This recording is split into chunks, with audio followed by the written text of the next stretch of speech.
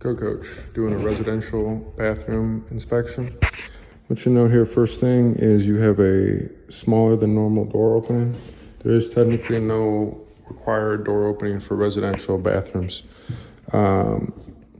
Same thing also with your threshold. This has got a lip here, and it's not ADA issue in residential construction, private residences.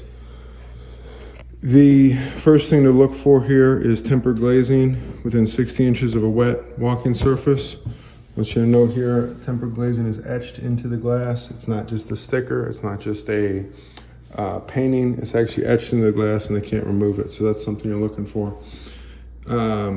What they did here is you're supposed to have a outlet within 30 inches of your sinks.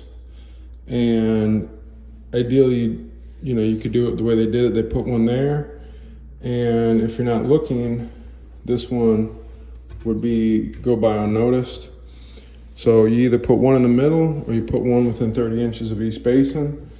And here you can argue, well, this is a GFCI and you can't service it because you have to open a door.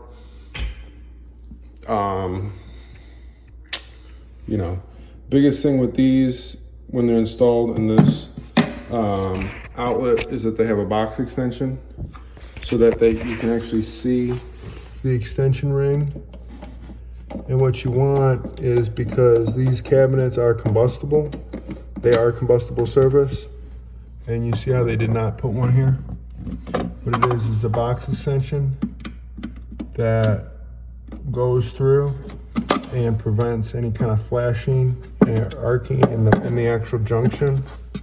It prevents it from, see right here, you got your combustible surface, and it protects that box. So even if you tape the outlet, that's fine, you still need a box extension.